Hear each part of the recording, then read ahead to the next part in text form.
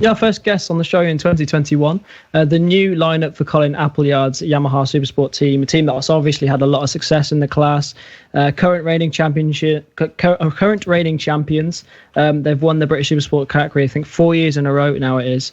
Brad Perie is going to be joining the team after a really impressive year on the 13S model Yamaha, with a family-run team as well. And also Rhys Irwin's going to be making the step up from after finishing second in his debut season in Stock 600. So it's going to be a really strong year for that team.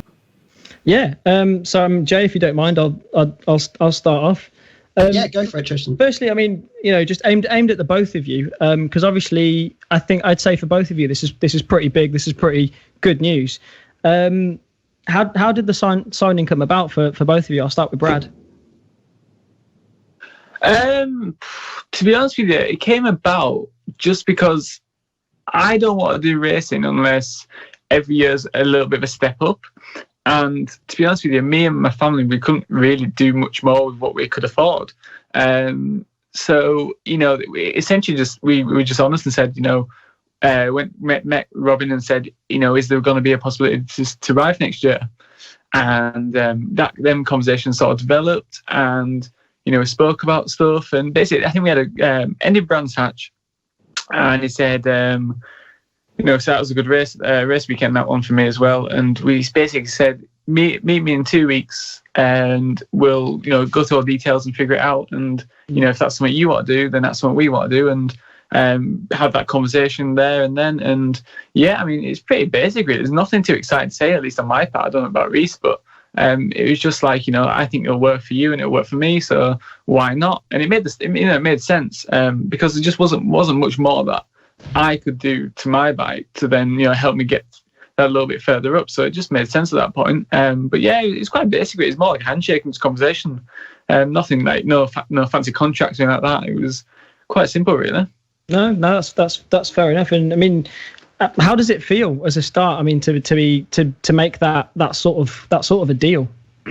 For me, it's quite a big relief. Because it's never really happened before. It feels really cool also, because at the end of the day, it is like a factory Yamaha supported team.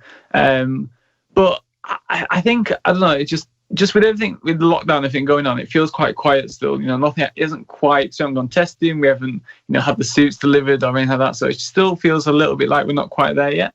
But I think when it kicks off, it'll be really cool. And like I say, it was something that we're all looking forward to. Just to butt in, your post race interviews are the best in the BSB paddock. I'm glad. And do you know what? What's the point of being so vanilla? Yeah, it's brilliant. To be honest with you, just say it how it is. Yeah, it's brilliant. But no, in all honesty, I kind of did expect it, because otherwise I wouldn't know what else to do. Because we got 6 podiums in 6 rounds, and for someone that, it's just me and my dad and, a couple of helpers, I sort of thought that was going to be natural progression. And if it didn't happen, or, if there wasn't any opportunities to do anything else, I probably would question myself and would say, what am I doing this for? Because it's just a really expensive hobby now. So there was a little bit of I do think this is going to happen, but not to the point where, I walked in, really cocky or whatever, said, I deserve this ride, give me it now, nothing like that at all. But yeah, I feel like I've earned it anyway. That's my theory. Like you spoke about, it was like your own family team and things like that. And I think it was quite well documented that your bike was a fairly old bike. You've been on that bike a long while. Do you think you're going to miss it? Is that a bit like your armchair? You know it in and out, and now you've got to get on something that's like the best bike on the grid, really? Well, yeah, I mean, do you know what? It's totally true. That chassis was a really old chassis back from 2008. It had a newish engine from 2016, and it obviously got refreshed every couple of years. But it is like a little bit like having a little pet, or like a car, get a bit attached. But joking aside, I mean, worst comes to worst, and for some reason I hate the new model bike. I know it's old one, you know what I mean? We haven't you couldn't bear to get rid of it, then you have kept it. No, well, one of our sponsors was putting in so much, we said we'd just give it to them as like a present, he said, honestly, what you put in is worth more than what that bike's worth, because 100%. The really competitive bike is probably not worth that much because it's the old model, so it made sense. But it must be exciting. And do you feel a bit of pressure going into that big team after kind of doing it all yourself, really? It must be a lot knowing that you're going into the biggest team in Supersport, really. Yeah, there is. But I don't know, I think it's no secret that next year is going to be really competitive Supersport. I think it'll really bring some life to it again. I think next it needed what this rule change the Supersports has got. It really needed it with the Ducatis and the new Triumphs coming in. Yeah, I think I'm very. I love a laugh and I love a joke, and I'll do that all day long if I have to. But if things don't become even with all the bikes, I will be making a point of that. And like I say, there is a little bit of pressure with the athletes. Obviously, won the last 4 years in a row. Yeah.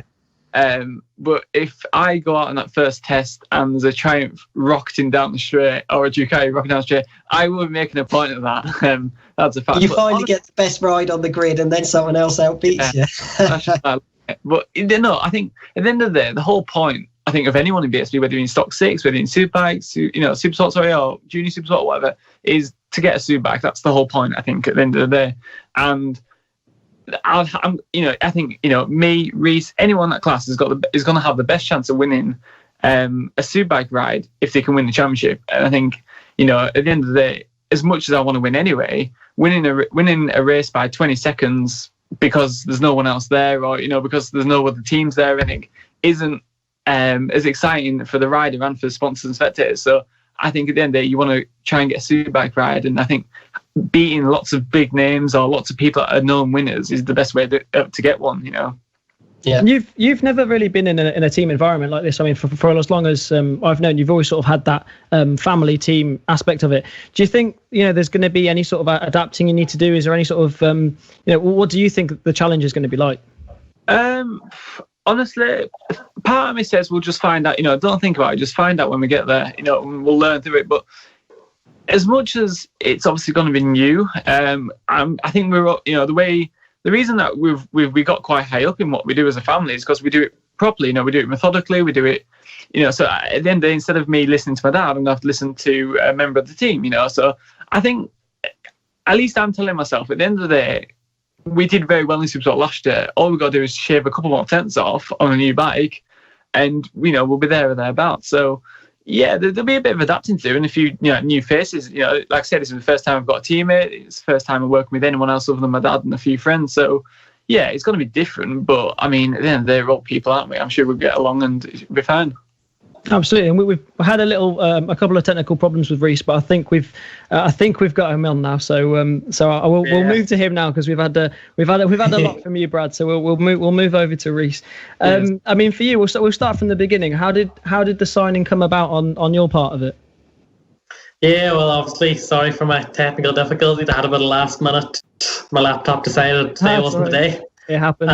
Yeah, to be fair, for me, it was. I remember Robin, he started speaking to me quite early because I remember I was my rookie season in Stock 6, and I remember Snetterton was round 2 and I qualified on pole and it was my first podium and stuff. And then the next round was Silverstone, where I had to get top free practice and then qualified on pole and then got the win and everything as well. And at Silverstone, it was when I first kind of started speaking to Robin. And between then, it was just kind of, a lot of just chatting, general stuff. He'd help me with stuff, obviously, because he knew that I was so kind of early in my stages of learning to ride a 600 stuff, and I know that obviously he had rode 125s and stuff. So yeah, he kind of helped me just over the years. Kind of spoke to me and had a lot of conversations, and just kind of helped out when he could. I mean, obviously, then if you were talking from a relatively early point, did you expect it to then grow into this? Yeah, to be fair, I'm young and naive, so obviously as soon as I was speaking to him at the start, I already knew what I wanted. Yeah, of course. But yeah, no, to be fair, I think the season going, as well, and learned as much as I did in a short space of time. I'm glad that I have got the opportunity, and he did take the chance on me. And that's what it's about. It's all about knowing, obviously, the right people, getting in there and talking to them like you did. And obviously, it's now brilliant news. I was really happy to hear that, obviously, because I raced against you this year, and you were mega quick, and so I was really happy to hear that you'd got that step up. But obviously, I mean, the big question is, we've asked Brad, we'll ask you: do you feel any sorts of preference, because it's a big team, they go for the championship, it's the biggest? Well, to be fair, I think I'm in quite a fortunate position, where it's a learning year for me, and and speaking, with Rob and the team and stuff, that they, it's we've all kind of said, learning year for me, just for me to go out and learn. I'm not under massive pressure and stuff. Obviously, with myself, and I have certain goals, and I know myself what I expect of myself. But for me, this year it's just going to be all about, every time I get on the bike, learn as much as I can, and every time I throw my leg over it, just swing out of it and go hard as I can. And moving from that, obviously we'll move to sort of your guys' ambitions, and I'll move back to Brad on this one, because I'm assuming that sort of the way it's going to go is Brad's there to win the championship. So essentially, Brad, what are your ambitions? Are you there to win? Well, yeah, I mean, we're all on 0 points at the moment, and this is something I was thinking about the other day. It doesn't matter who you are, we're all on that level page at the moment. So, but yeah, of course it is. At the end of the day, I mean, I wouldn't have wanted to take the ride if I didn't think I was going to try and win it. That being said, like I said earlier, it's going to be I think it's going to be really difficult. You've got, obviously you've got Kennedy coming back, you've got a new Triumph team, and obviously Geeling got a slightly newer lineup. But at the end of the day, I think, like I said earlier, I was looking at my lap times last year, and they weren't, they were equaling Kennedy's from when he took off, because when Kennedy used to lead by miles, and we looked at our lap times this year, and they weren't many miles away at all. So, at the end of the day, I think if we change a couple of tenths off, which isn't mad amounts with getting the new bike, with learning Motec rather than kit, electronics. So, yeah, I'm just that's the goal, obviously, but I think we'll take it session by session, you know what I mean? I don't think let's go out thinking we're going to win and we're going to, obviously I'm sure Rhys is the same. I think every single rider is the same, but I'll just try and take it session by session, and we'll work on it if we're not first. And if we are first, we'll say, fantastic, but couldn't we improve maybe? So we'll just see what happens. But that's what I'm really relaxed at the moment. We'll just ride the bike, and if I'm quick, I'm quick, and if I'm not, then we'll just go on with a sad face, really. It's not the end of the world, is it? Going off subject quickly a bit, you mentioned Jack Kennedy then. The first time I really noticed you was a race in 2019 where it started raining at Brands Hatch halfway through. Do you remember it? Yeah, I remember it well. That was, you kind of, basically everyone kind of slowed up and started putting their hands up, wanting it to be stopped. It was declared a wet race at the start. And I think you got up to the lead for a little bit, didn't you, I believe? Yeah, for about half a second, yeah. Yeah, it was just, like I say, again, we were just always learning. It's not so much learning, actually. We just never could afford to have the best bits. And I think anyone that believes that we're all getting paid to do this is absolutely naive as hell. Yeah. And, it's just, being a family team, that is the big disadvantage. If you need to fork out for big money for whatever, you just can't do it, really, without someone else saying, oh, there you go. So every year we've just chipped away and got, say, a few new bits. And last year we had, other than Motec, we had pretty much all I asked for, and we did really well. But that's what I was saying. I said to go that next step, we can't bring that, but Apple Yards can help us to bring that. So that was the move decision. And like I say, that race, it was brilliant though, because when it raced, that race for me, that was one of the best super sport races ever. And Seeley and Kennedy having their little spat at the end. Yeah, and do you know what? I'm not an arsehole or anything. I'm not going to start. Sorry for swearing, but I'm not going to start anyone or anything. But I love that, just because two people absolutely hate each other. I think it's brilliant. It really made it entertaining. As much as I'll shake anyone's hand and say, "Well done, you absolutely rode a brilliant race," I love watching someone on TV and seeing two people hate each other and it just crashing. I don't know if you remember, but Carl Foggy, you might be a bit young for this, but he always used to say, even if he got on with him, to beat him, he had to hate him. Yeah. He had to dislike people to beat him.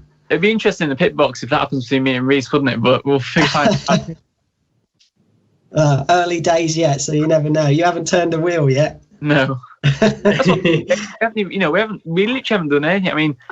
I don't know about Rhys, but I know we're in the process of getting the suits designed, and that's about as exciting as it gets at the moment. Oh yeah, right. we haven't done any practicing or anything. So we're all on level playing field. So that's. You think if it was a normal year, you would have both been at the NEC doing the shows and things like that, but you just nothing. You can't do anything at the moment. Normal year, we'd be out there testing by now. I mean, the normal year, we'd be out in Spain right now. And I mean, I don't know about you guys. Do you guys have any sort of testing planned or schedule? It's hard to have anything planned at the moment. Nah, I don't like to say. Maybe Robin's favouring Rhys at this point, and they've got like a secret plan that's not telling me. As far as I know, we're just going to go to the BSB test. If the BSB tests go ahead, then we'll go to them, and if they don't, then we'll just turn up at round one. Whenever that happens, hopefully it'll go as planned. But yeah, there's nothing secretive going on. No like Spanish tests, all like that. So have either of you, obviously, Rhys, you've been riding the new R6, but you haven't had a chance on the Supersport spec. Have you had any sort of chance to ride a Supersport spec bike or get used to anything? Yeah, no, I've no experience in anything. I jumped off the Moto 3 at the end of 2019, and that R6 is actually my brother's old bike that he got. So it was 2 or 3 years old, and I just kind of jumped on that. And initially it was going to be a learning bike as well, but I didn't really want to stick to that plan. Yeah, no, that's fair enough. I mean, that's your natural sort of racing ambition, isn't it? And it was brilliant to see how well you did it in the class this year. But throwing that question back to Brad, have you had a chance to have a go on the new R6 at all? No, I've got that Ride 4 game and I played it on that. But I think that's as close as we can get to anything at the moment, really, isn't it? Yeah, but I think they're quite similar. Like, I mean, I'll find out when we ride them. But yeah, I've heard the brakes might be slightly different. But as far as chassis and everything goes, it's pretty similar. Obviously, I think they run Öhlins, we ran K-Tech. They use Motec ECU, whereas I ran Kit. So some stuff to try out. But I mean, it's still a 600. It's still like, as far as the heart goes, it's very, it's the same mod. It's the same bike. It's just a slightly more updated version. So yeah, we'll just see how it goes. Did you expect to be so quick and so almost sort of even close enough to even challenge for a title, that sort of pace on that bike? Did you expect the old R6 to be able to do that? No, well, I don't know. I mean, we looked back at I think the best one we looked at was back when Brad Ray was on the old R6, and my aim, and he did really well. I think it was 2015, 16, maybe something. I'm not sure. He won so many races on the trot once they got a bit of a better bike. I think at the start of the season they had a really old bike when I speak to Brad, and then a couple of races in they managed to upgrade it, and then he just absolutely cleared up. Yeah. So what we always used to do was, it was never the point of the race weekend, but we always used to look at it sometimes just to see. And we'd always look at what lap times he used to do there or thereabouts at that particular track, and then look at what we're doing. And like I say, last year we matched them all, if not beat. We beat most of them. So we knew that from all the people that have ever ridden a 13S, we probably got the most out. The most out of it. Which is why we said, if we're going to do Supersport again next year, we'd need a new bike. But it's not just the new bike; it's buying all the spares, it's buying all the wheels, it's buying everything. And to be honest with you, we probably wouldn't be able to sell our bike for the money that we feel like it should be worth. So the whole Lapidar thing just made complete sense. And in terms of, I mean, obviously, excuse me for asking this question, but I ask all the guests we have on because it's my interest, and I feel like we should be able to talk freely about these sorts of things.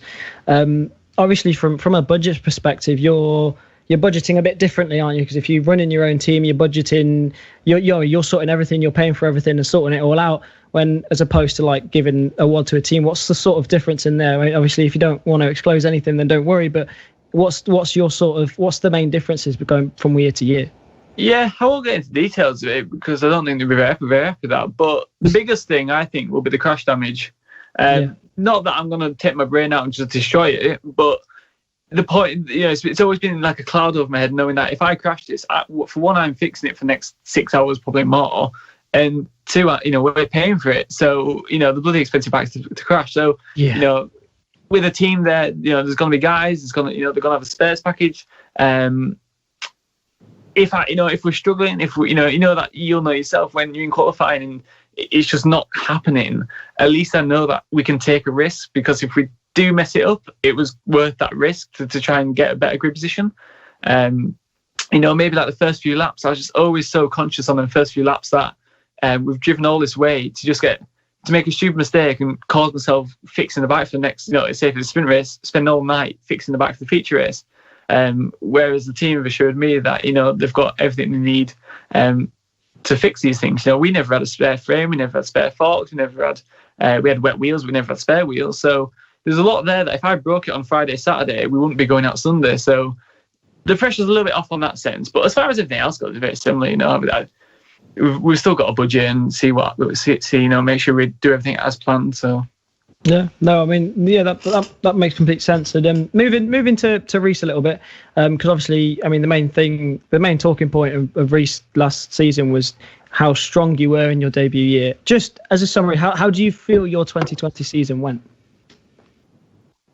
To be honest, a lot better than expected. I at the end of the Talent Cup, as I was saying before, I kind of just thought, sure, I'll just go to stock 6, I'll ride my brother's old bike and just kind of see how I get on. And I remember just at the start of the year, I did like 3 days in Cartagena in March time. Now we had the whole lockdown and everything, and then I didn't ride it for ages. And then we get into the season, and I just kind of got to grips with it quite quick. Kind of took maybe round 1, maybe find my feet, and iron out some stuff. And probably if we had a bit more testing and stuff, I probably could have. But by the time I kind of found my feet and got the ball rolling, I got on really well with the bike and I loved riding it. And I feel like maybe a lot of the stuff that probably held me back when I was trying to ride the Moto 3 and the Talent Cup and stuff probably maybe helped me a bit on the 600. You got 3 pole positions last year. Do you enjoy doing qualifying? Yeah, I don't know. I feel like I'm quite good at maybe the 1 lap. Swinging out of it, and hanging it out when I need to. Also, your probably your best weekend was Brands GP, which was the conditions were very tricky. Have you always been pretty good in the damp conditions? Is it something you enjoy doing, shall I say? It's hard to know. I'm definitely not afraid, as my dad will probably tell you after a few years of fixing stuff. I'm definitely not afraid when the conditions get kind of funny. But yeah, no, I try not to think about that stuff. I think whatever the conditions are the same for everyone, so you just need to go out and go hard as you can. That was a really good win at Donington, to be fair, because there were a lot of people going down, and you didn't get the best of starts, but you came back through and won. So that was a really good win, that one was. Because I remember I had chose for the dry tyres, and I remember at the start of the race I was thinking, damn, I wish I'd done wet. And then come the end of the race, I was like, you know what? Oh, probably not a bad decision. I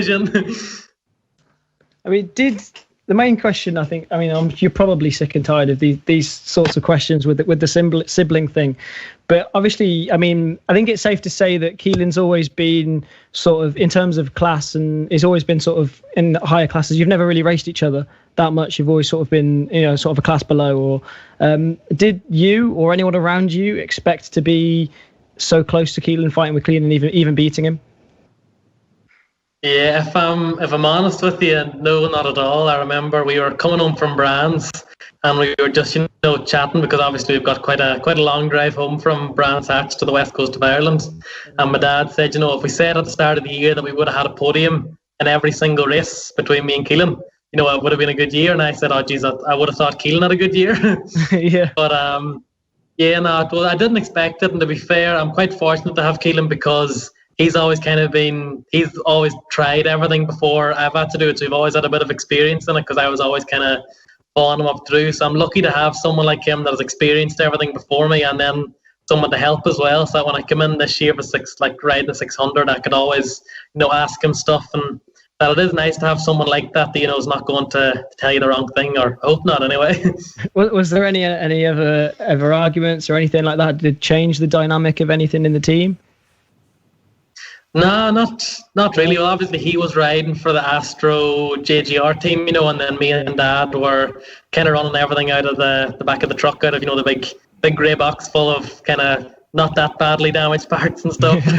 but yeah, no, to be fair, he always kind of helped me. And then once, to be fair, when I was getting strong, and maybe if he was kind of struggling for stuff, I'd try and help him. But most of the time, the information was always coming from him to me.